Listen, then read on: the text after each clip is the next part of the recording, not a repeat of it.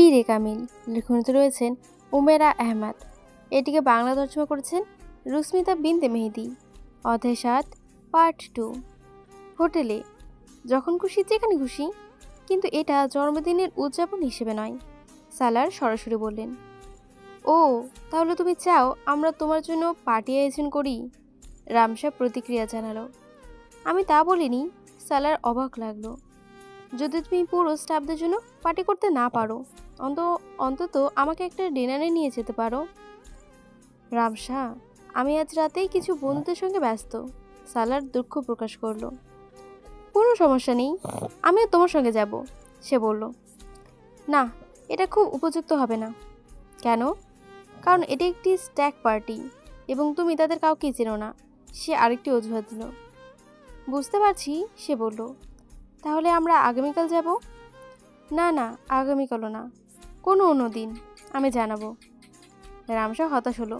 সে বুঝতে পারলো যে আপাতত সে তাকে কোথাও নিয়ে যেতে চায় না। ঠিক আছে, সে বলল এবং দাঁড়িয়ে গেল। আশা করি আমি যা বলেছি তাতে তুমি কষ্ট পাওনি, সে বলল তাকে চলে যেতে দেখে। না না, একদমই না, ঠিক আছে, সে হেসে বের হয়ে গেল। সালার তার কাজে ব্যস্ত হয়ে পড়ল। সে ভেবেছিল সে জন্মদিনের বিষয়টি আর এখানেই আগাবে না, শেষ হয়ে গেছে সেটি। কিন্তু সে পুরোপুরি ভুল ছিল। দুপুরের বিরতিতে তার জন্য একটি সারপ্রাইজ পার্টি আয়োজন করা হয়েছিল। তার বস মিস্টার পল মিলার তাকে উষ্ণভাবে অভ্যর্থনা জানালেন। সব প্রস্তুতি করেছিল রামসা, এবং কেক ও অন্যান্য আয়োজন দেখে সালার এখন রামসার উদ্দেশ্য নিয়ে উদ্বিগ্ন হয়ে উঠল। রামসা একাধিকবার তার প্রতি তার আগ্রহের ইঙ্গিত দিয়েছিল এবং এই পার্টি তার অনুভূতিগুলো নিশ্চিত করল। পার্টির পর সে প্রায় 1 ঘন্টা অফিসে বসে রামসার কথা চিন্তা করলো। সে বোঝার চেষ্টা করছিল তার কোনো ভুলের কারণে রামসা তার প্রতি আগ্রহী হয়েছে কিনা। নিশ্চিত কোনো সন্দেহ নেই যে সে খুব আকর্ষণীয় এবং সম্ভবত গত কয়েক মাস যাদের সঙ্গে সালার দেখা হয়েছে তাদের মধ্যে সেরা। কিন্তু সে চায়নি যে রামসা তার সঙ্গে জড়িয়ে যাক। সম্প্রতি সে তার প্রতি রামসার মনোযোগকে কেবল তার মিষ্টি প্রকৃতি এবং বন্ধুদের সঙ্গে অংশ হিসেবে উপভোগ করেছে। যাই হোক, যখন সে বাসায় ফিরে পার্টিতে প্রাপ্ত উপহারগুলো খুলল, সে বিস্মিত হলো। উপহারের প্রকৃতি নিয়ে সে কখনো হতবাক প্রকাশ করেনি। তখনই ফুরকান প্রবেশ করে। ড্রয়িং রুমের উপহারগুলো দেখে সে বলল, ওয়াও, আজ তুমি সত্যি অনেক ধন সংগ্রহ করেছো। আমি কি একটু দেখতে পারি? সে বসে গেল। সালার মাথা নেড়ে সম্মতি জানালো। একটি ঘড়ি, পারফিউম, টাই, ফুরকান এগুলো এক এক করে খুলতে লাগলো। এগুলি কি তোমার বিয়ের জন্য যথেষ্ট নয়? হাসতে হাসতে মন্তব্য করলো ফুরকান। তোমার সহকারীরা তো বেশ উদার মনের। শুধু একজন সহকর্মী, ঠিক করে বলল সালার। এসব জিনিস একজন দিয়েছে? ফুরকান অবাক হলো। কে? রামসা। ফুরকান ঠোঁট চেপে ধরল। তুমি কি জানো এগুলো সব মিলিয়ে আনুমানিক 1.5 লাখ রুপির মতো দাম হবে? সে আবার জিনিসগুলোর দিকে তাকালো। এই ঘড়িটার কম হলেও হয়তো 50,000 রুপির কম নয়। কেবল একজন সহকর্মীকে কেউ এত দামি উপহার দেয় না। তোমার মধ্যে কি তাহলে কিছু আছে? ফুরকান থেমে গেল। আমার দিক থেকে আমাদের মধ্যে কিছু নেই, অন্তত আমার পক্ষ থেকে তো নয়। কিন্তু আজ আমি একটু চিন্তিত। আমার মনে হচ্ছে রামসা আমার প্রতি খুব বেশি আগ্রহ দেখাচ্ছে। উপহারগুলোর দিকে তাকিয়ে আবার বলল সালার। এ তো বেশ ভালোই। শেষমেশ কেউ তো তোমাকে আকর্ষণীয় মনে হচ্ছে। উপহারটা আবার টেবিলের ওপর রাখতে রাখতে বলল ফুরকান। তুমি তো অনেকদিন ধরেই ব্যাচেলার। এই বছরেই এই সুখের কাজটা সেরে ফেলো। যখন আমার বিয়ে করার কোনো ইচ্ছেই নেই, তখন কেন এই ব্যাপারটা টেনে আনবো? সালার, তুমি দিন কেন এতটা অবাস্তব হয়ে উঠেছ? এখন সত্যি তোমার সংসার পাতার কথা ভাবা উচিত। আর কতদিন মেয়েদের কাছ থেকে পালিয়ে বেড়াবে তুমি? এখন তোমার নিজের পরিবার গড়া দরকার। রামসা খুব ভালো মেয়ে, আমি তাদের পরিবারকে চিনি। হয়তো একটু বেশি আধুনিক, কিন্তু তারা ভালো মানুষ। আর যদি রামসা নাই হয়, তাহলে অন্য কাউকে বিয়ে করো।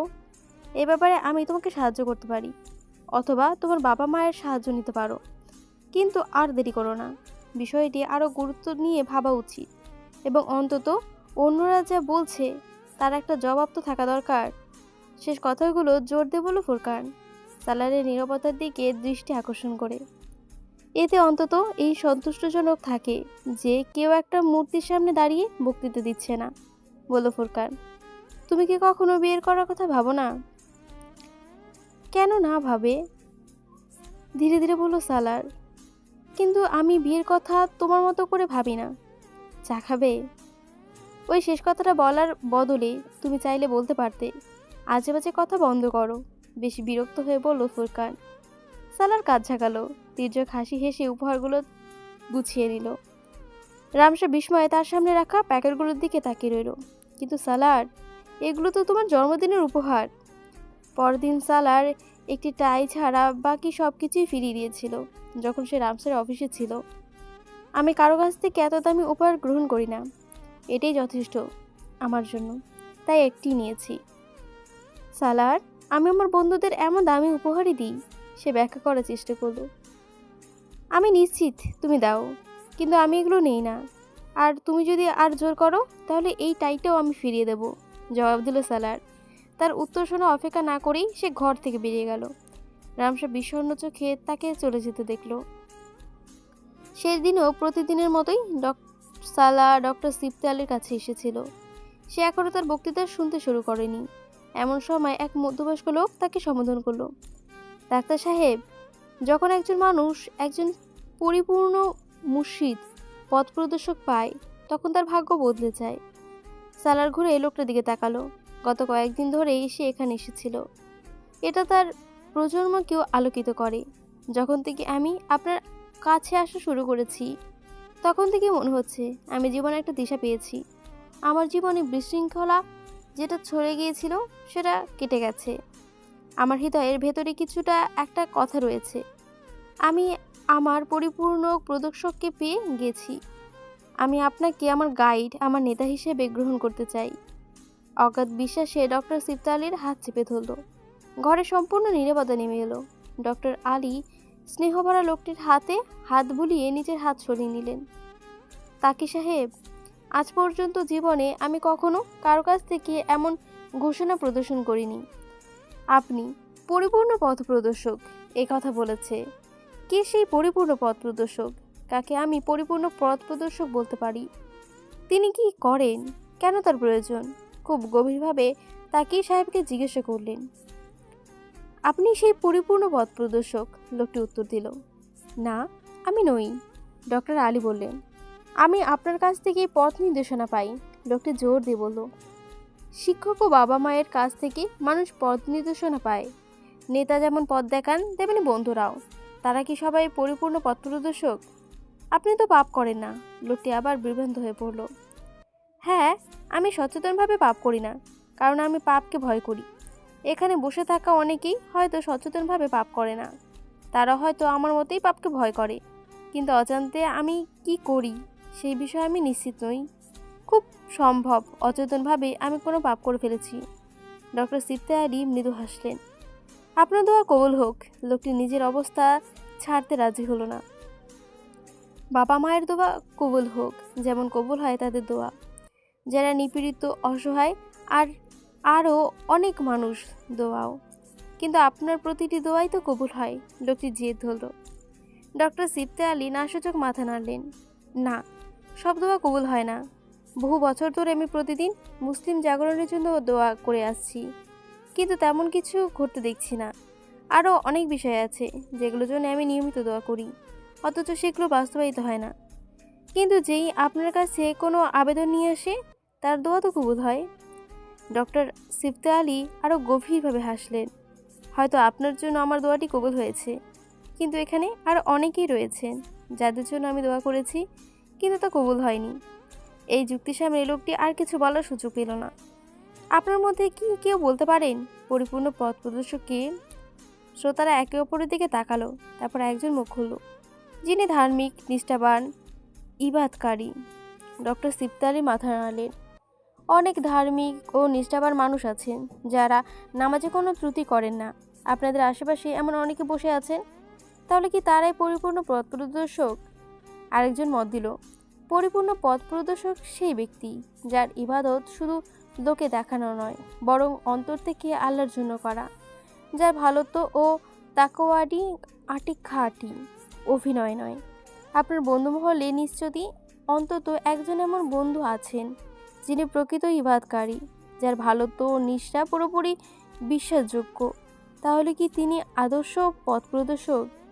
কিছুক্ষণ নীরবতার পর আরেকজন বলল, তিনি এমন একজন হবেন যার কথার প্রভাব অন্যদের জীবন বদলে দিতে পারে। প্রভাব তো অনেক কথায় থাকে, কারো বলা কথায়, কারো লেখা কথায়। মঞ্চের একজন অভিনেতা কিংবা কলমের একজন সাংবাদিকের কথা মানুষের ওপর প্রভাব ফেলতে পারে, কিন্তু তাতে কি তারা পরিপূর্ণ পথ প্রদর্শক হয়ে যায়? আরেকজন বলল, আদর্শ পথ প্রদর্শক হবে তিনি যিনি ভবিষ্যৎ বলতে পারেন, যার আধ্যাত্মিক শক্তি আছে এবং যিনি আগাম ভবিষ্যৎবাণী করতে পারেন। আমাদের অনেকেই এমন স্বপ্নে হয় যা ভবিষ্যতের ইঙ্গিত দেয় কিন্তু হতে যাচ্ছে তার আভাস দেয়। কেউ কেউ দোয়ার মাধ্যমে ভবিষ্যতের জ্ঞান চাইতে পারে, কারো আবার ষষ্ঠ ইন্দ্রিয় খুব প্রবল, তারা আসন্ন বিপদ অনুভব করতে পারে। তাহলে পরিপূর্ণ পথ প্রদর্শক কে? ডক্টর শিবতারি প্রশ্ন করলেন। কিছুক্ষণ নীরবতার পর তিনি আবার প্রশ্নটি করলেন, কি হতে পারে সেই পরিপূর্ণ পথ প্রদর্শক? সালার বিস্মিত দৃষ্টিতে ডক্টর শিবতারির দিকে তাকিয়ে লাগলো। ডক্টর আলী ছাড়া কি আর কেউ পরিপূর্ণ পথ প্রদর্শক হতে পারেন? যদি পারেন তবে তিনি কে? তিনি কে ছিলেন? ভাবল সে। একই চিন্তা সেখানে উপস্থিত অন্যদের মধ্যে প্রতিধ্বনিত হতে লাগলো। ডক্টর আলী। তিনি সবার মুখের দিকে তাকিয়ে দেখছিলেন। ধীরে ধীরে তার হাসির ম্লান হয়ে গেল। পরিপূর্ণ পথ প্রদর্শক তিনি, যিনি পুনরায় সর্বোচ্চ দৃষ্টান্ত, যার চিন্তা ও কর্মের প্রতিটি স্তর মিলিয়ে যে পূর্ণতা গড়ে ওঠে। ঠিক তাই, যার কথা আপনারা এতক্ষণ বলছিলেন, তিনি সেই ব্যক্তি যার ইবাদত সত্য ও পবিত্র, যিনি মহৎ ও নিষ্ঠাবান। আল্লাহ যতটুকু চান ততটুকু পর্যন্ত তার প্রতিটি দোয়া কবুল হয়। তার কথায় প্রভাব আছে, তিনি মানুষকে পথ দেখান, কিন্তু তিনি ভবিষ্যৎ বক্তা নন। তিনি একজন নবী যিনি ওহীপ্রাপ্ত। এমন মর্যাদা সবার জন্য নয়। আল্লাহর পরীক্ষী 1,24,000 রাসূলের পথ প্রদর্শক ছিলেন, কিন্তু পরিপূর্ণ পথ প্রদর্শক ছিলেন তিনি, যিনি আল্লাহর ওই সবশেষ বার্তা পেয়েছিলেন, যিনি নবীদের সিলমোহর। প্রত্যেক মানুষের জীবনেই কোনো না কোনো সময় একজন পথ প্রদর্শকের প্রয়োজন হয়। কখনো কখনো জীবন মানুষকে এমন এক পর্যায়ে নিয়ে আসে যেখানে মনে হয় ঠোঁটে উচ্চারিত, হৃদয়ে লুকানো সব আরতি মিনতি যেন শোনা যাচ্ছে না। সিজদা, প্রসারিত হাত, কোনোটাই যেন আল্লাহর রহমত নিজের দিকে আনতে পারছে না। কখনো মনে হয় কোথাও যেন একটা যোগসূত্র হারিয়ে গেছে। আর এমন একজনের জন্য আকুলতার জন্মায়, যিনি দোয়ার জন্য হাত তোলেন, যার কথা আল্লাহর দরবারে পৌঁছাবে, যিনি তার সামনে দাঁড়িয়ে ফরিয়াদ করবেন, যার দোয়া শোনা ও কবুল হয়, যার প্রার্থনা নিজের মতো করে প্রত্যাখ্যান হবে না। তখন মানুষ আদর্শ পথ প্রদর্শক, পরিপূর্ণ মেন্টরের সান্নিধ্যে আসতে পারবেন। এই পৃথিবীর পথে পথে খুঁজে বেড়ানো সেই মানুষটিকে, যিনি পূর্ণতার কোনো এক স্তরে অধিষ্ঠিত। পূর্ণতারই অনুসন্ধান, পরিপূর্ণ পথ প্রদর্শকের খোঁজ মানুষের বিতর্কের শুরু থেকে আজ পর্যন্ত তার সঙ্গে আছে। এটি এমন এক আকাঙ্ক্ষা যা আল্লাহ নিজেই মানুষের অন্তরে স্থাপন করেন। তিনি তা না থাকত তবে মানুষ কখনো নবীদের প্রতি ঈমান আনত না, তাদের অনুসরণ করার চেষ্টা করত না। এই অনুসরণ মানুষকে নবীর কাছে টেনে নিয়ে যায়, যারা পৃথিবীর নানা প্রান্তে নানা যুগে মানুষের কাছে ঐশী বার্তা পৌঁছে দিয়েছিল। আল্লাহ সবশেষ বার্তা শেষ নবী হযরত মুহাম্মদ এর মাধ্যমে এসে পরিপূর্ণ লাভ করেছে। তারপরে তার উম্মতের আর কোনো পথ প্রদর্শক বা মেন্টরের প্রয়োজন নেই। আজ কিংবা ভবিষ্যতে কে আছেন যাকে হযরত মুহাম্মদ মুস্তাফার চেয়েও উচ্চ মর্যাদা দেওয়া যেতে পারে? আজ কিংবা ভবিষ্যতে কে আছেন যিনি নবী হযরত মুহাম্মদের চেয়েও বেশি পূর্ণতার দাবি করতে পারে? আজ কিংবা ভবিষ্যতে কে আছে যিনি তার অনুসারীদের জন্য সুপারিশ করা দাবি করতে পারেন হযরত মুহাম্মদ ছাড়া? এই নীরব প্রত্যাখ্যানের প্রতিক্রিয়া কেবল একটি প্রশ্নই তো তোলে, যখন আমাদের কাছে পরিপূর্ণ পথ প্রদর্শক হযরত মুহাম্মদ আছেন, তখন কেন আমরা তার বাইরে অন্য কোনো আদর্শ পথ প্রদর্শকের খোঁজ করি? যখন আমরা তার ওপর ঈমান আনছি, তখন অন্য কাউকে ঘোষণা করার আয়োজন কেন? অন্যদের ওপর আমাদের ঈমান ঘোষণার প্রয়োজন কেন? পরিপূর্ণ পথ প্রদর্শক দেখানো পথ সেরে আমরা কোনো বিকল্পে পথ আকৃষ্ট হই। এক আল্লাহ, এক দিন, এক কোরআন এক নবী এবং তার জীবনচরণের আদর্শ, এগুলো কি মুসলমানদের জন্য যথেষ্ট নয়? আল্লাহ তার বাণী এবং তার নবীর হিদায়াত ছাড়া আর কে বা কি আছে যে আমাদের দুনিয়া ও আখিরাতে রক্ষা করবে? সে আমাদের দোয়া কবুল করবে এবং তার নিয়ামতের দিকে আমাদের ধন্য করবে। কেউ কি বলতে পারে পরিপূর্ণ পথ প্রদর্শক কোন মাযহাব বা ফেরকারের কেউ পারে না? ডক্টর সিফতি আলী বলতে পারেন, তিনি কেবল একজন মুসলমান ছিলেন, এমন একজন মুসলমান যিনি বিশ্বাস করতেন সোজা সংকীর্ণ পথে চলতে জান্নাতের পুরস্কার মিলবে, আর সে পথ থেকে বিচ্যুত হলে আল্লাহর গজব নেমে আসবে। আর সেই সোজা ও সংকীর্ণ পথই হলো যা সর্বশক্তিমান আল্লাহ আর তার নবী মুহাম্মদের এর মাধ্যমে কোরআনের অত্যন্ত স্পষ্ট, নির্ভুল ও দহহীন ভাষায় আমাদের দেখিয়ে দিয়েছেন। আল্লাহ তার নবীর মাধ্যমে যা আদেশ করেছেন তা পালন করো এবং যা নির্দেশ করেছে তা থেকে বিরত থাকো।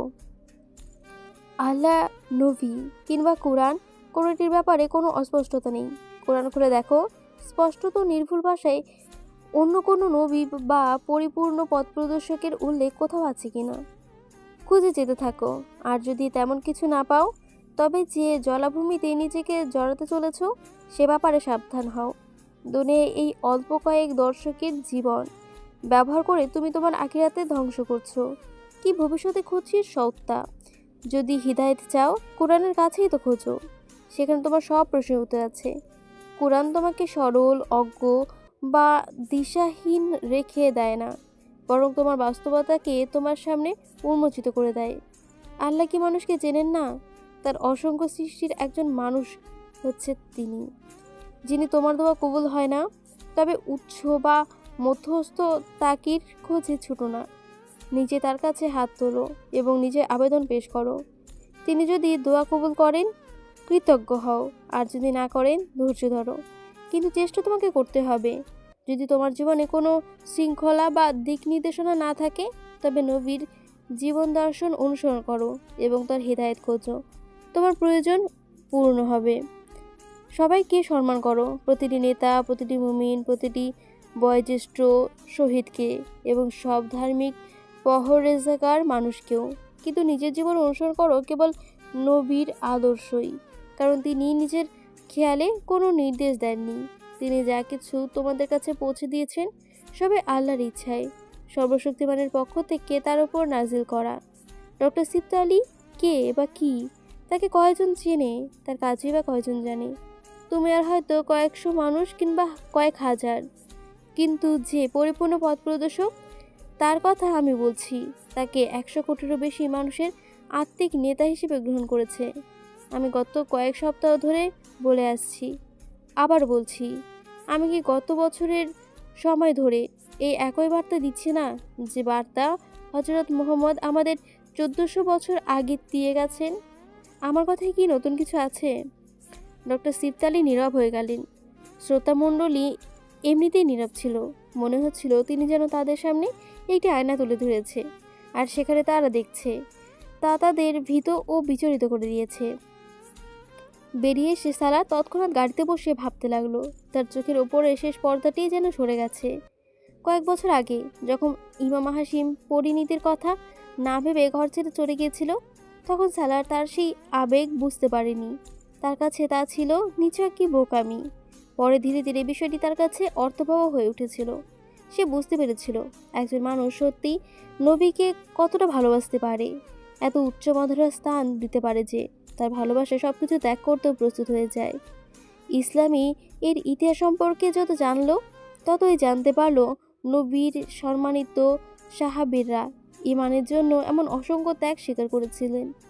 হযরত বিলাল থেকে হযরত ওয়াইসিদ কারানি পর্যন্ত অগণিত মানুষ ছিলেন, যার প্রতিটি যুগেই ছিলেন তারা ইসলামের জন্য নিজেদের সব কিছু উজাড় করে দিয়েছে। সালাত সিকান্দার স্বীকার করলেন, নবী মুহাম্মদের প্রতি ভালোবাসা এমন এক শক্তিশালী চুম্বকের মতো, যা কাউকে যে কোনো কিছু ত্যাগ করতে বাধ্য করতে পারে। আগে সে এই অনুভূতিটি বিশ্লেষণ করার চেষ্টা করেনি, আর সেই দিন সেখানে বসে প্রথমবারের মতো সেও গিয়ে গভীরতায় ভাবছিল।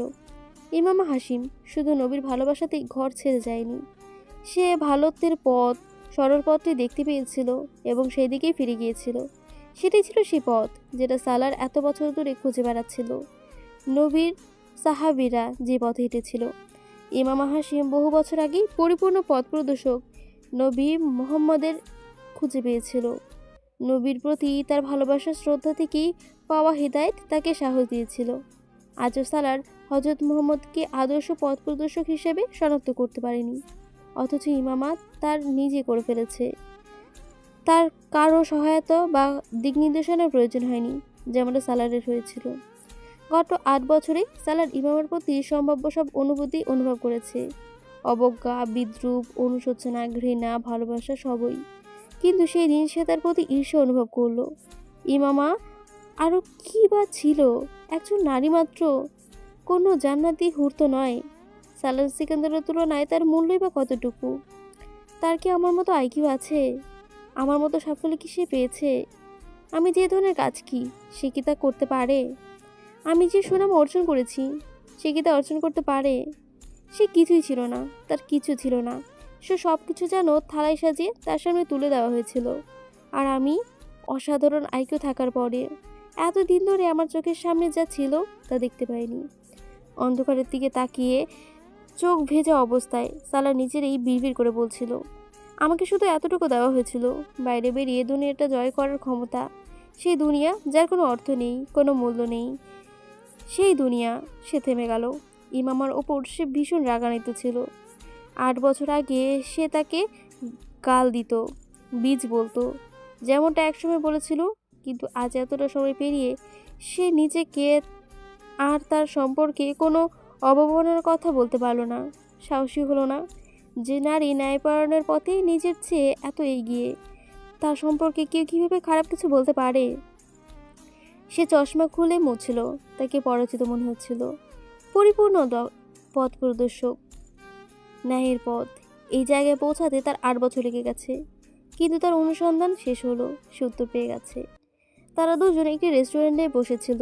উপলক্ষের জন্য রামসা বিশেষভাবে সেজে এসেছিল। সে খুবই খুশি ছিল, আর সেই আনন্দ তার পুরো সত্তা থেকে ঝরে পড়ছিল। এমনকি সালারও তা অনুভব করতে পারছিল। সালার ওয়েটারের কাছ থেকে মেনু কার্ড নিল, কিন্তু সেটি ভাঁজ করে টেবিলের ওপর রেখে দিল। রামসা বিস্ময়ে তার দিকে তাকালো। লাঞ্চের বিলটা কি আমি দেব?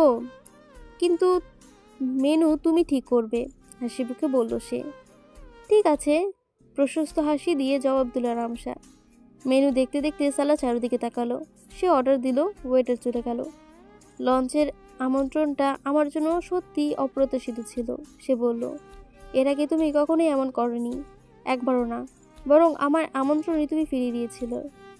হ্যাঁ, কিন্তু এখন কিছু বিষয় আছে যেগুলো আমাদের আলোচনা করা দরকার। সে কারণেই আমি তোমাকে এখানে ডেকেছি, সে উত্তর দিল। রামসা অর্থপূর্ণ দৃষ্টিতে তার দিকে তাকালো। কিছু কথা? কি নিয়ে? আগে খাই, পরে কথা বলবো। বিষয়টি এড়িয়ে চলে যেতে চাইল সালার, কিন্তু খাবার আস্তে আস্তে আর খেতে খেতেই তো দেরি হয়ে যাবে। এখনই বললে কি ভালো হতো না? অধৈর্য হয়ে জিজ্ঞেস করল সে। না, ভালো হবে না, লাঞ্চের পরে, চূড়ান্ত স্বরে বলল সে। রামসা আর জোর করলো না। তারা হালকা কথাবার্তার সময় কাটলো, তারপর খাবার এলো। তারা খেতে শুরু করলো। প্রায় 1 ঘন্টা লেগে গেল খাবার শেষ হতে। তারপর সালার কফির অর্ডার দিল। আমার মনে হয় এখন আমাদের কথা বলা উচিত, কফিতে প্রথম চুমুক দিয়ে খেতে খেতে বলল রামসা। সালারকে খুব গম্ভীর লাগছিল। মাথা নিচু করে সে কফি নাড়ছিল।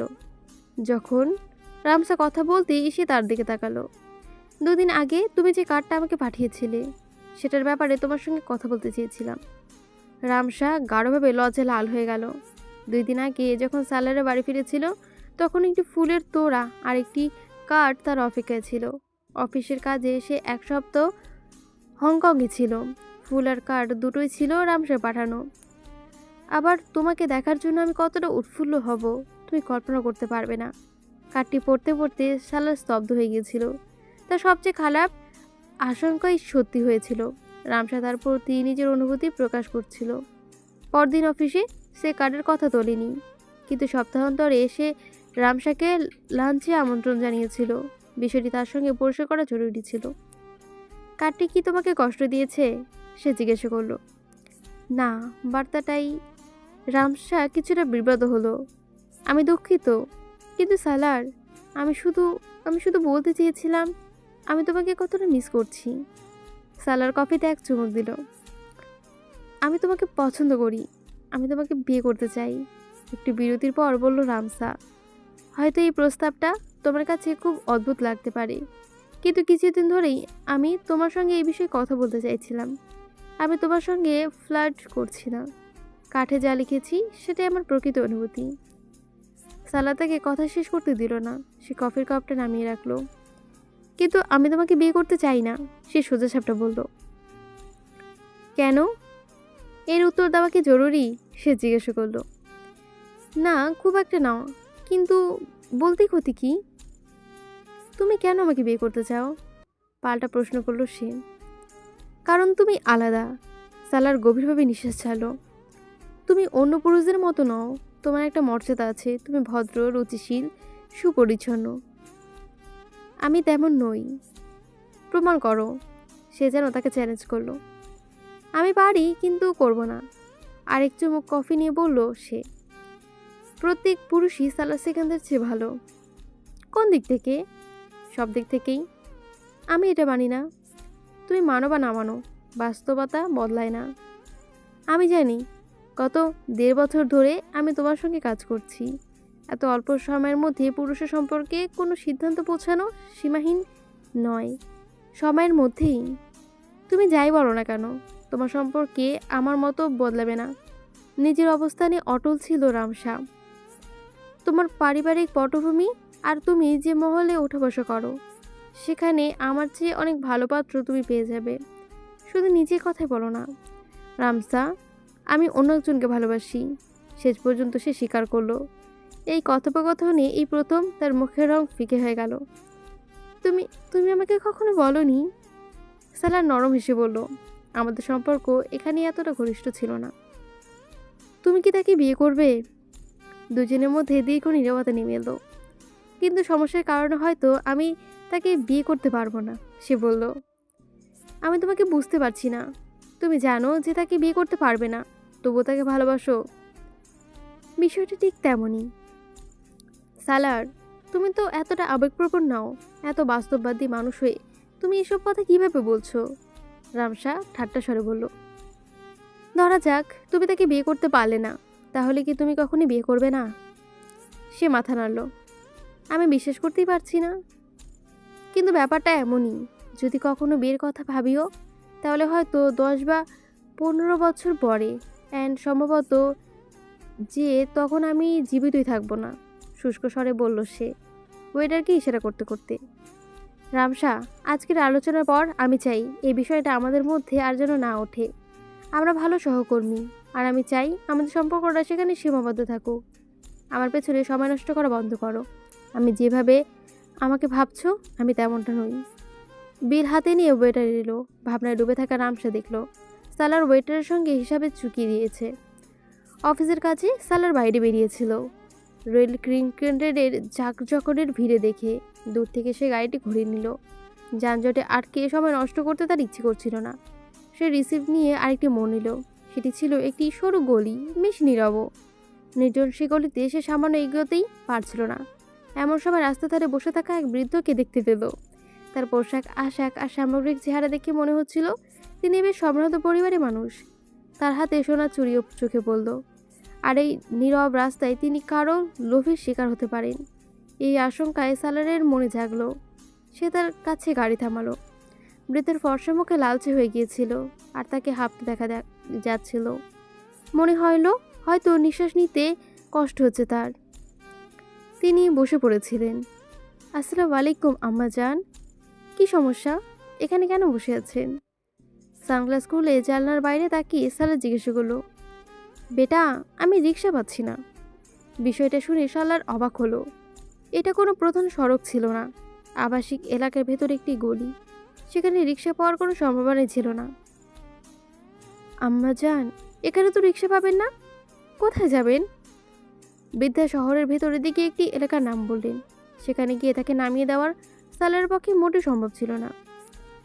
আপনি আমার সঙ্গে চলুন, আমি আপনাকে মূল সড়কে নামিয়ে দেব। সেখানে রিক্সা পেয়ে যাবেন। পেছনে দরজায় লক খুলে গাড়ি থেকে নেমে বলল সালার। আম্মিজির চোখে মুখে স্পষ্ট ভয় দেখা দিচ্ছিল, আর সালার সঙ্গে সঙ্গে তার সেই সংশয় বুঝে ফেলল। ভয় পাবেন না আম্মাজান, আমি সম্মানিত মানুষ, আপনাকে কোনো ক্ষতি করব না, শুধু সাহায্য করতে চাই। এই রাস্তায় একটা রিক্সা পাবেন না, রাস্তাটা একেবারে নির্জন, আর আপনার গায়ে গয়না আছে, কেউ আপনাকে করতে পড়তে পারে। নরম গলায় তার ভয় দূর করার চেষ্টা করলো সালার। চশমা ঠিক করতে করতে বৃদ্ধা নিজে চুড়িগুলোর দিকে তাকিয়ে বলল, আচ্ছা, এইসব গয়না তো নকল। ভালোই তো, এতে তো কোনো সমস্যা নেই, কিন্তু কেউ তো সেটা ভুলও ভাবতে পারে। আসো না নকল, কেউ আপনাকে জিজ্ঞেস করবে না। আর মিথ্যাটা এড়িয়ে গিয়ে বলল সালার। তুমি কিছুক্ষণ দ্বিধায় রইল, আর সালারের সময় ফুরিয়ে আসছিল। ঠিক আছে আম্মিজি, যদি আপনি না আসতে চান। সে গাড়ির দিকে ফিরে যেতে উদ্যোগ হলো। না না, আমি যাব, এমনিতে পারও তো ভীষণ ব্যথা করছে। পায়ে ভর দিয়ে উঠতে চেষ্টা করলেন তিনি। সালার তার হাত ধরে তাকে তুলে দাঁড় করালো, পেছনে দরজা খুলে ভেতরে বসাতে সাহায্য করলো। গলি পেরিয়ে সে দ্রুতই মূল সড়কে উঠে এলো। সে রিক্সা খুঁজছিল, কিন্তু কোথাও কোনো রিক্সা দেখতে পাচ্ছিল না। ধীরে ধীরে গাড়ি চালাতে চালাতে সে ফাঁকা রিক্সার খোঁজে ট্রাফিকের দিকে তাকাচ্ছিল। বেটা, তোমার নাম কি? বৃদ্ধা জিজ্ঞাসা করলো। সালার। সালার, তিনি পুনরায় জিজ্ঞাসা করলেন। সে নিশ্চিত হতে পারছিল। সালার হেসে ফেলল, মজা পেয়েছিল, কারণ এটি প্রথমবার তার নাম ভুল উচ্চারণ শুনেছে। সংশোধনের কোনো দরকার ছিল না, কারণ তিনি একজন পাঞ্জাবি মহিলা, যিনি কষ্ট করে উর্দুতে তার সঙ্গে কথা বলছিলেন। হ্যাঁ, সালার নিশ্চিত করল। এই নামটি কি, আর এর মানেটা কি? হঠাৎই আগ্রহে জিজ্ঞাসা করলেন তিনি। সালার আবার পাঞ্জাবিতে কথা বলতে বলতে তার নামের অর্থ ব্যাখ্যা করল। আমিজি তার পাঞ্জাবিতে কথা বলার বিষয়টি শুনে আনন্দিত হলেন এবং নিজেও পাঞ্জাবিতে তার সঙ্গে কথা বলতে শুরু করলেন। সালারের নামের অর্থ জিজ্ঞাসা করার পর তিনি বললেন, আমার বড় জামাই বাড়ির ছেলে হয়েছে। সালার অবাক হলো। তার মনে হয়নি যে নামের অর্থ জানার পর তিনি এমন বিষয় বলতে পারেন। অভিনন্দন। সে স্পন্টাইলিয়াস বলতে পারল না মাত্র। হ্যাঁ, ধন্যবাদ। তিনি সালারের অভিনন্দন আনন্দের সঙ্গে গ্রহণ করলেন। আমার বউ আমাকে বলেছিল, আমি দয়া করে একটা নাম পরামর্শ দাও। তোমার নামটা কি দেব? সালার রিয়ার ভিউ মিররে তাকিয়ে অবাক হয়ে বলল, হ্যাঁ দাও। এখন সমস্যাটা সমাধান হলো। আমিজি খুবই আরাম করে চশমা খুলে তার বড় চাদরের প্রান্তে দিয়ে মুছতে শুরু করলেন। সালার এখনও রিক্সা খুঁজে পায়নি।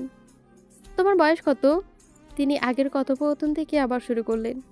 সে তার বয়স বলল। বিয়ে করেছ কি? এটি সালারকে ভাবতে বাধ্য করলো। সে হ্যাঁ বলতে চেয়েছিল, কিন্তু বুঝতে পারলো এতে আরও অনেক প্রশ্ন জন্মাবে, তাই সে না বলার সিদ্ধান্তই নিল। আর এটি দিনের সবচেয়ে বড় ভুল প্রমাণিত হলো তার। না। কেন নয়? এভাবে কখনো ভেবে দেখিনি, সে মিথ্যে বলল। বোঝা গেল। কিছুক্ষণ নীরব থাকলো। সালার প্রার্থনা করলো যেন রিক্সা দেখা যায়, আর তার সময় কমে আসছিল। তুমি কি করো? আমি ব্যাংকে কাজ করি। কি ধরনের কাজ? সালার তার পদবি বলল। মনে করলো হয়তো এটি তার কাছে খাপ থাকবে না, কিন্তু সে অবাক হয়ে গেল যখন তিনি উত্তর দিলেন, এটা তো অফিসার, তাই না? সালার হেসে ফেলল। কেউ তার কাজকে এর চেয়ে ভালোভাবে ব্যাখ্যা করতে পারতো না। হ্যাঁ মিজি, এটা অফিসার। তুমি কতটা শিক্ষিত? 16 গ্রেড। এবার সালারের উত্তর এমনভাবে দিল যাতে তিনি বুঝতে পারেন। তার উত্তর আরও আশ্চর্যজনক হলো। 16 গ্রেডের মানে কি? তোমার MBA ডিগ্রি আছে নাকি ইকোনমিক্সে MBA? সালার হঠাৎ তার দিকে তাকালো। তিনি চশমার আড়ালে তাকিয়েছিলেন। তুমি জানো MBA, ইকোনমিক্স MBA কি? সালার সত্যি অবাক হলো। এখন কি আমি জানবো না? আমার বড় ছেলে এখানে পাকিস্তানে ইকোনমিক্সে MBA ডিগ্রি পেয়েছে, তারপর সে ইংল্যান্ডে গিয়ে MBA করেছে। তিনি যিনি যার বউয়ের ছেলেটা হয়েছে। সালার দীর্ঘ নিঃশ্বাস ফেলল। তাহলে তুমি এখানে আমাকে বলনি কেন? সালার মনে হলো তিনি কি জিজ্ঞাসা করেছিল তা সে ভুলে গেছে। শিক্ষা সম্বন্ধে তিনি চালিয়ে গেলেন। আমার MBA ডিগ্রি আছে। কোথা থেকে? আমেরিকা থেকে। খুব ভালো। আর তোমার বাবা মা জীবিত আছেন? সালার নিশ্চিত উত্তর দিল। তারপর তিনি তার ভাই বোনের সম্পর্কে জিজ্ঞাসা করলেন। প্রশ্নগুলো যেন শেষহীন। সালার কোনো পালানোর উপায় পেল না। 5 জন। কতজন বোন আর কতজন ভাই? 3 জন ভাই, 1 জন বোন, আর তাদের মধ্যে একজন বিবাহিত। আমাকে ছাড়া সবাই। তুমি কি সবার ছোট? না, আমি চতুর্থ। আমার একজন ছোট ভাই আছে। প্রথমের মতো সালার এই বৃদ্ধকে সাহায্য করার জন্য তার তাড়াহুড়ো সিদ্ধান্তের আফসোস করল। সে কি বিবাহিত? তিনি জিজ্ঞাসা করলেন। সালার হ্যাঁ বলার পর তিনি আবার জিজ্ঞাসা করলেন, তাহলে তুমি কেন বিয়ে করনি? কোনো প্রেমের সম্পর্ক ছিল নাকি? সালা সত্যি অবাক হয়ে গেল। তিনি কি কোনো প্রকার জ্ঞান শক্তি সম্পন্ন? তিনি প্রশ্ন এড়িয়ে গেল। আমরা রিক্সা পাচ্ছি না, তাই আমাকে আপনার ঠিকানাটা দিন, আমি নিজেই আপনাকে নামিয়ে দিয়ে আসব।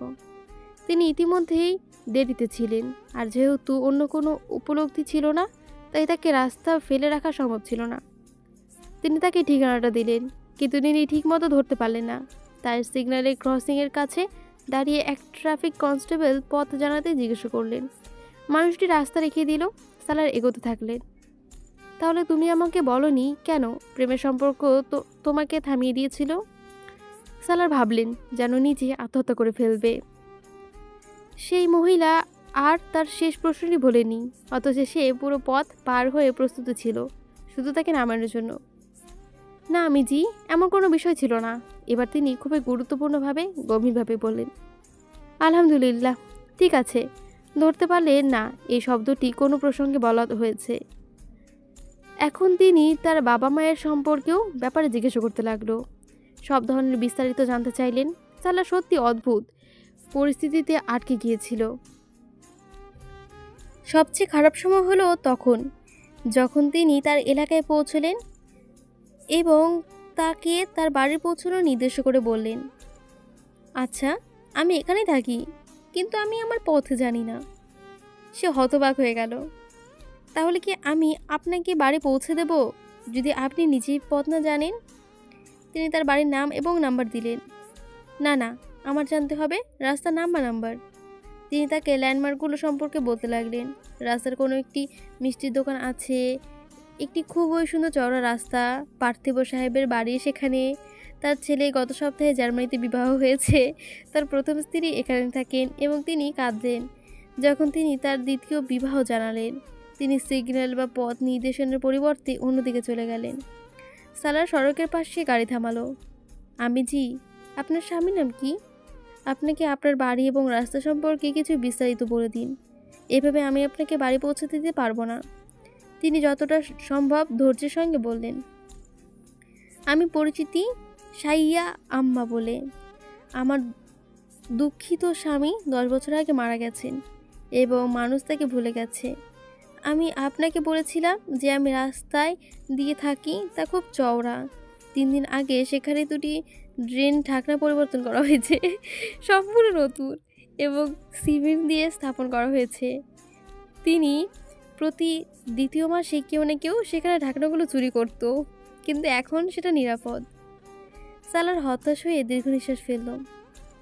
আমি কি নতুন ড্রেনের ঢাকনাগুলো লেনের দিকে মানুষের পথ জিজ্ঞাসা করব, যেখানে কেউ সুপরিচিত কারো নাম দিন? সেখানে মুরজাদা সাহেব আছেন, তার ছেলে গতকাল সকালে পা ভেঙেছে। আম্মিজি, সেটা কোনো পরিচয় না। এতে তিনি রুষ্ট হয়ে গেলেন। আচ্ছা, মানুষ প্রতিদিনই তো পা ভাঙে না দিনে, এটা তো প্রতি পরিবারের জন্য সাধারণ ঘটনা নয়। সালার গাড়ি থেকে নামলেন এবং কাছের দোকানগুলোর দিকে হাঁটলেন, আশা করে যে তিনি তার ল্যান্ডমার্ক ব্যবহার করে তার বাড়ি খুঁজে পাবেন। তিনি বুঝলেন অন্তত সেই দিনে এটি সম্ভব হবে না। তিনি হতাশ হয়ে ফিরে এলেন। আপনার বাড়িতে কি টেলিফোন আছে? তিনি গাড়িতে উঠতে উঠতে জিজ্ঞাসা করলেন। হ্যাঁ আছে। সালার কিছুটা স্বস্তি পেল। তাহলে আমাকে নাম্বারটি বলুন। তিনি মোবাইল ফোনটা চালু করলেন। ওটা আমি জানি না। সালার প্রায় হতাশ হয়ে পড়ল। আপনি কি আপনার ফোন নাম্বার জানেন না? বেটা, আমি প্রায় ফোন ব্যবহার করি না, বন্ধ করে রাখি। আমার ছেলেরা নিজে ফোন করে এবং আমার অন্যান্য আত্মীয়রা করে। আর যদি আমাকে কারোর সঙ্গে কথা বলতে হয়, আমার কন্যা নাম্বার ডায়াল করে দেয়। আপনি মডেল টাউনের কার কাছে গিয়েছিলেন? সালার মনে করার চিন্তা করল। আমার কিছু আত্মীয় সেখানে আছে। আমি আমার নাতনির জন্ম উদযাপন করতে মিষ্টি বিতরণ করতে গিয়েছিলাম। তিনি গর্বিতভাবে বললেন। ঠিক আছে। সালার কিছুটা স্বস্তি নিয়ে বলল, আমরা ওখানে যাব, ঠিকানাটা দিন। আমি জানি না। সালাই খুবই দুশ্চিন্ত, কিছু বলতে পারল না। তাহলে আপনি কিভাবে সেখানে পৌঁছালেন? অবশেষে জিজ্ঞাসা করলেন তিনি। দেখুন, যদি আমি কোথাও যেতে চাই, আমার প্রতিবেশীর সন্তানেরা আমাকে পৌঁছায় দেয়। তারা সব ঠিকানা জানে। তারা এটা গত 10 বছর ধরে করে এসেছে। তারপর বিলাল আমাকে সেখান থেকে ফিরিয়ে আনে। তারা প্রায় 10 বছর আগে পর্যন্ত আমাদের এলাকায় বাস করতেন, তাই সবাই তাদের বাড়ি জানে। তিনি বললেন, আজ যা হলো তা হলো, সেখানে কেউ বাড়িতে ছিল না, শুধু একজন মেয়ের চাকরানি ছাড়া। আমি কিছুক্ষণ সেখানে বসেছিলাম, কিন্তু যেহেতু তাদের ফিরে আসার কোনো চিহ্নই দেখা গেল না, আমি নিজের বাড়ি যাওয়ার সিদ্ধান্ত নিলাম এবং আল্লাহর কৃপায় আমি আপনাকে খুঁজে পেলাম। আম্মিজি, রিকশাওয়ালাকে আপনি কি ঠিকানা দিতেন? ওই একই যা আমি আপনাকে দিয়েছিলাম। তিনি তার বুদ্ধিমত্তার অবাক না হয়ে থাকতে পারলেন না। আপনি কি কখনো এমন নির্দেশ নিয়ে বাড়ি পৌঁছেছেন? তিনি একটু মন খারাপ করেন, জিজ্ঞাসা করলেন। গাড়ি রিভার্স করে প্রধান সড়কের দিকে ঘোরাচ্ছিলেন। না, কখনো না। আমার কখনো প্রয়োজনই হয়নি, তিনি শান্তভাবে উত্তর দিলেন। তার মানসিক শান্তি সত্যি ঈর্ষান্বিত। এর আপনি কোথায় যাচ্ছেন? সাইয়েদা মা বেশিক্ষণ চুপ থাকতে পারেন না। আমি আপনাকে সেই জায়গায় ফিরিয়ে দিচ্ছি যেখানে আমি আপনাকে পেয়েছিলাম। বাড়িটি অবশ্যই এলাকায় হবে। একই সড়ক। আপনি কি কোথাও বাঁক নিয়েছিলেন? তিনি রিয়ার ভিউ মিরর থেকে দেখে জিজ্ঞাসা করলেন। না, আমি কোথাও বাঁক নিইনি, তিনি কিছুটা রুষ্ট কণ্ঠে উত্তর দিলেন। সালা সেটা লক্ষ্য করলেন না।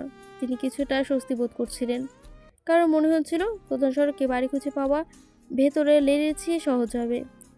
আপনি কি সিগারেট পান করেন? তিনি আবার চুপ ভাঙলেন। সালার একটু অবাক হয়ে গেল যখন তিনি মিররে তাকালেন। দেখলেন তিনি নিজেও তাকিয়ে আছেন। হ্যাঁ, না। তিনি পুরোপুরি প্রশ্নটা বুঝতে পারেননি। তোমার অন্য কোনো আসক্তি বা অন্য কিছু আছে? প্রশ্নের চেয়ে বেশি তাকে বিস্মিত করছে তার খুব সাধারণ স্বভাবের কথার ধরন। আপনি কেন জিজ্ঞাসা করছেন? শুধু তাই। আপনি কি আশা করেন যে আমি পুরো পথ জুড়ে বসে থাকব? তিনি যেন তার সমস্যা প্রকাশ করছিলেন। আপনার কি মনে হয় আমি কি নেশা করি? তিনি জিজ্ঞাসা করলেন। না, একদমই না। আমি শুধু কৌতূহলী ছিলাম। তাহলে আপনি না? সালার তার রক্ষাবচক কথাবার্তা ধর্মীতে মজা পেলেন। না, আমি করি না, তিনি সংক্ষেপে বললেন। তারা একটি ট্রাফিক সিগন্যালে থামলেন। কোনো গার্লফ্রেন্ড আছে? সালা ভাবেছিল তিনি হয়তো ভুল শুনেছেন। তিনি ফিরে তাকে জিজ্ঞাসা করলেন, আপনি কি বললেন? আমি জিজ্ঞাসা করলাম আপনার কোনো গার্লফ্রেন্ড আছে কি না। তিনি শেষ দুটি শব্দে জোর দিয়ে বললেন। সালার হেসে ফেলল। আপনি কি জানেন গার্লফ্রেন্ড কি? সাইয়াদা আমার তার প্রশ্নের কষ্ট পেলেন। কেননা আমার 2 ছেলে। আপনি কি আশা করছেন আমি গার্লফ্রেন্ড কি জানি না? যখন তারা পড়াশোনার জন্য বিদেশে গেল, আমার স্বামী তাদের সতর্ক করে দিয়েছিল কোনো গার্লফ্রেন্ড না রাখার জন্য।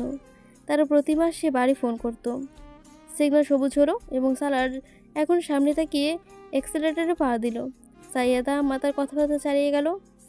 আমি তাদের বলতাম শপথ করতে যে তাদের কোনো গার্লফ্রেন্ড নেই। তারা বিবাহিত হওয়া পর্যন্ত এই শপথ করতো আমাকে শুভেচ্ছা জানাতে আগে, কিন্তু গর্বের সঙ্গে বলতো আমার ছেলেরা খুব আজ্ঞাবহ, তারা ওখানকার মেয়েকে সঙ্গে জড়িয়ে যায়নি। আপনি কি তাদের বিয়ে নিজের পছন্দ মতো আয়োজন করেছিলেন? সালার জিজ্ঞাসা করলো। না, তারা ওখানকার নিজের পছন্দে বিবাহিত হয়েছে, তিনি সরলভাবে উত্তর দিল। সালার তার মজা ধরে রাখতে পারলেন না। কি হয়েছে? গভীরভাবে জিজ্ঞাসা করলেন তিনি। কিছু না। আপনার জামাই বউরা কি ইউরোপিয়ান? না, তারা পাকিস্তানি, তবে সেখানে বসবাস করে। তার আমার ছেলেদের সঙ্গে কাজ করত। কিন্তু আপনি কেন হাসলেন? তিনি আবার জিজ্ঞাসা করলেন। কিছু বিশেষ না। আপনি আমাকে বললেন না কোনো গার্লফ্রেন্ড? সালার কথা কেটে বলল, না সাইয়েদা আম্মা, এমনকি কোনো গার্লফ্রেন্ডও নেই। মাশাল্লাহ মাশাল্লাহ।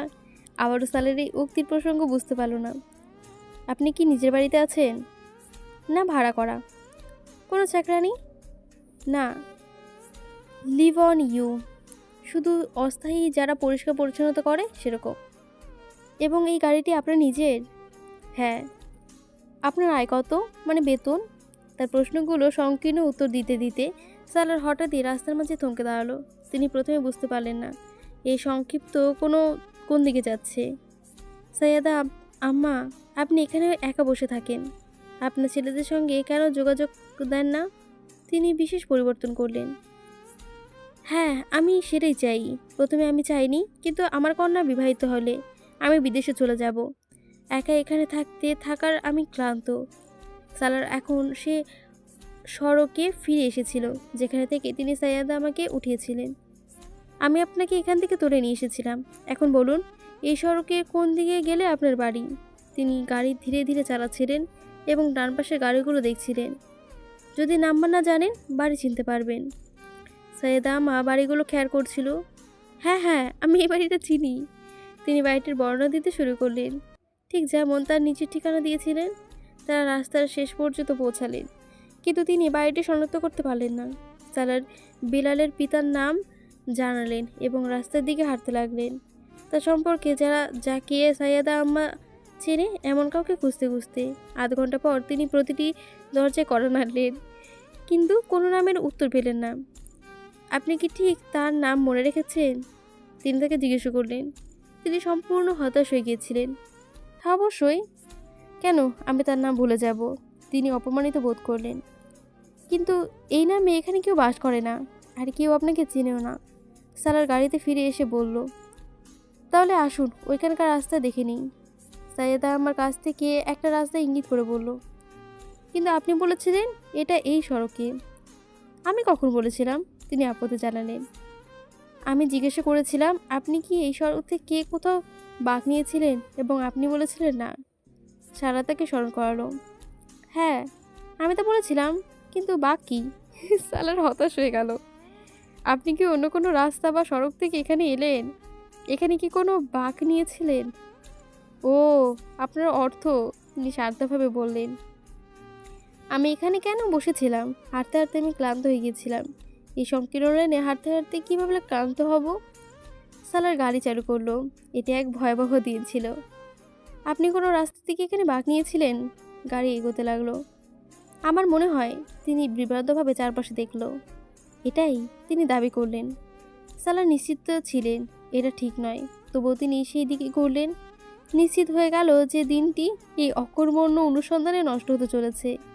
পরের 1.5 ঘন্টায় তিনি সাইয়েদা আম্মার সঙ্গে রাস্তা রাস্তা ঘুরলেন, কোনো সফলতা ছাড়াই।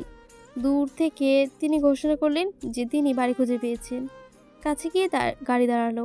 তিনি বললেন, না না না, এটা নয়।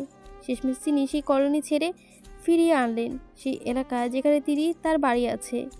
আরও 1 ঘন্টা আরও বেশি সময় খোঁজাখুঁজি করতে লাগলো। আর এক সন্ধ্যা হয়ে গেছে। সারা সময় যখন তিনি ওপরে নিচে বলছিলেন, সাইয়েদা আম্মা গাড়িতে শান্তভাবে বসেছিলেন। পাবেন কি? তিনি ফিরে এসে জিজ্ঞাসা করলেন। না, এখন অন্ধকার হয়ে যাচ্ছে এবং চারপাশে দেখার অর্থ নেই। আমি পুলিশের কাছে আপনাকে নিয়ে রিপোর্ট করব। যদি আপনি বাড়িতে না পৌঁছান, আপনার কন্যা বা প্রতিবেশী অবশ্যই পুলিশকে জানাবে। তারা আপনাকে খুঁজে বের করে নেবে। সালার গাড়ি চালু করতে করতে বলল, দরিদ্র আমিনা নিশ্চয়ই চিন্তিত হবে। সাইয়েদা আম্মা তার কন্যার জন্য উদ্বিগ্ন প্রকাশ করলেন। সালার মনে মনে বলতে চাইল তার উদ্বেগের তার কন্যার চেয়ে বেশি, কিন্তু তার এই কথা বলেই পুলিশ স্টেশনে গাড়ি চালালেন। রিপোর্ট দাখিল করার পর তিনি উঠলেন এবং সাইয়েদা আমাকে উঠালেন। বসুন অনুগ্রহ করে। আপনি এখানে থাকবেন? তিনি যাকে বললেন। না, আমরা তাকে এখানে রাখবো না। অনুগ্রহ করে তাকে আপনার সঙ্গে নিয়ে যান। কেউ যদি আমাদের সঙ্গে যোগাযোগ করে, আমরা আপনার সঙ্গে দেখা করানোর ব্যবস্থা করে দেব, ইন্সপেক্টর ঘোষণা করলেন। কিন্তু আমি তাকে আপনাদের হাতে তুলে দিতে চাই, সালার আপত্তি জানালেন। দেখুন, তিনি একজন বৃদ্ধা মহিলা। যদি তার জন্য আমাদের সঙ্গে যোগাযোগ করে কেউ, তাহলে কোথায়? আমরা তাকে রাতে যাপন করার জন্য কোথায় রাখবো? আর যদি আরও কয়েকদিন পেরিয়ে যায়, ইন্সপেক্টর ব্যাখ্যা করলেন। সাইয়েদা আম্মা তাকে কথা শেষ করতে দেননি। আমি এখানে থাকতে চাই না বেটা, আমি আপনার সঙ্গে যাব। আপনি আশা করেন আমি লোকেদের সঙ্গে এখানে বসে থাকব? তিনি সালার দিকে ফিরে বললেন, যে আশঙ্কা ভরে তাকিয়ে দেখছিল। কিন্তু আমি তো একাই থাকি, তিনি বলতে যাচ্ছিলেন, তখনই ফুরকানের জায়গায় কথা মনে হলো। ঠিক আছে, চলুন যাই, দীর্ঘ নিঃশ্বাস সেরে সে বলল। তিনি গাড়ির দিকে গিয়ে ফুরকানের মোবাইলে নাম্বার ডায়াল করলেন। তিনি চাইলেন তার জন্য সেখানে রাত কাটানোর ব্যবস্থা হোক। ফুরকান এখনও হাসপাতালে ছিল। সালা তাকে পরিস্থিতি জানালো। নৌশিন গ্রামে রয়েছে জালানের ফুরকান, কিন্তু এটাতে কোনো সমস্যা হবে না। আমি কিছু সময়ের মধ্যে সেখানে পৌঁছাবো এবং তাকে আমার অ্যাপার্টমেন্টে নিয়ে যাবে। তিনি একজন বৃদ্ধ মহিলা, তরুণী নন। তার চিন্তার কোনো কারণ নেই। আপনি শুধু সতর্ক হচ্ছেন। না, তা নয়, আমি তার স্বস্তির জন্য চিন্তায় ছিলাম। তাকে অস্বস্তি অনুভব করার উচিত নয়। সালার উত্তর দিল। না, সে অস্বস্তি বোধ করবে না বন্ধু। তাকে জিজ্ঞাসা করো। যদি সে অস্বস্তি বোধ করে, আমি তাকে পাশের আলম সাহেবের পরিবারের সঙ্গে রাখবো। ঠিক আছে, আপনি এখানে আসুন, তারপরে দেখব, সালার বললেন এবং ফোনটি বন্ধ করলেন। কোনো সমস্যা নেই বেটা, আমি আপনার সঙ্গে থাকবো। আমি আপনার ওপর বিশ্বাস রাখি। সালার হাসলেন। তিনি পথে একটি রেস্তোরাঁয় থামলেন এবং কিছু খাবার নিলেন। তিনি প্রচণ্ড ক্ষুধার্ত ছিলেন এবং হঠাৎ অনুভব করলেন বেলা থেকে সাইয়েদা আম্মা তার সঙ্গে ছিলেন এবং কিছু খাওয়া হয়নি। এতে তিনি একটু দুঃখ পেলেন। বাড়ির পথে তিনি তার সঙ্গে কিছু তাজা আপেল জুস নিলেন। তার প্রথম অভিজ্ঞতায় বৃদ্ধ মানুষের সঙ্গে সময় কাটানোর সহজ ছিল না। তিনি তার অ্যাপার্টমেন্টে সাইয়েদা আম্মার ডিনার করেছিলেন। তখন ফুরকান পৌঁছালো। তিনি তার সঙ্গে পরিচয় করলেন এবং ডিনারে যোগ দিলেন। কিছু সময়ের মধ্যে তিনি তার সঙ্গে সাধারণ পাঞ্জাবি ভাষায় আনন্দের সঙ্গে কথা বলছিল। সালার তার প্রতি ঈর্ষাবোধ করলেন। তাকে ফুরকান এখন ভালো মতো কথোপকথনের দক্ষতা দেওয়ার সুযোগ হয়নি। তার কথা বলার ধরনে এমন কিছু ছিল যে অন্য মানুষকে খুব দ্রুত তার প্রতি আস্থা দিতে বাধ্য করত। দীর্ঘ বন্ধুত্ব থাকা সত্ত্বেও সালার এখনও ফুরকানের থেকে কথোপকথনের কলা শিখতে পারেনি। ডিনারে 10 মিনিট পর তিনি শান্ত দর্শক হিসেবে বসেছিলেন যখন সাইয়েদা আমান এবং ফুরকানের কথাবার্তা চালাচ্ছিল। ফুরকান একজন ডাক্তার চেনেন। তিনি তাকে বিশেষ চিকিৎসা সমস্যা দিতে পরামর্শ দিচ্ছিলেন। খাওয়া দাওয়া শেষ হওয়ার সময়ের মধ্যে তিনি ফুরকানকে তার ব্যাগ নিয়ে তার পরীক্ষা করার জন্য রাজি করতে সক্ষম হলেন। ফুরকান তাকে জানাননি যে তিনি অর্কোজিনিস্ট। তিনি খুব ধৈর্যের সঙ্গে তার ব্যাগ নিয়ে এলেন, তার রক্তচাপ পরীক্ষা করলেন এবং তার সঙ্গে কণ্ঠে শুনলেন। পর্বটি এখানে শেষ হয়ে গেছে। কেমন হয়েছে অবশ্যই জানাবেন। ভালো লাগলে অবশ্যই লাইক, কমেন্ট এবং সাবস্ক্রাইব করে দেবেন। আজকে গল্পটা শোনার জন্য অসংখ্য ধন্যবাদ।